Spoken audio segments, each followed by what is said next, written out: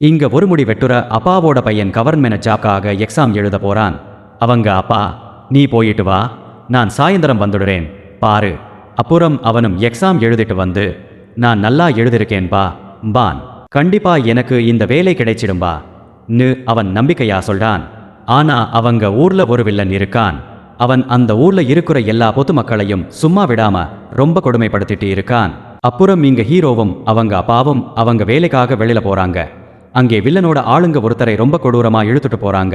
அவங்க அப்பா, இதெல்லாம் நமக்கு வேண்டாத வேலை, நீ உன் வேலையை பாரு பாரு. அப்புறம் ஹீரோவோட அப்பாக்கு தெரிஞ்சவர் வந்து, உன் பையன் அசோக்கை என் பொண்ணுக்கு கல்யாணம் பண்ணி தரட்டியான்னு கேட்குறாரு.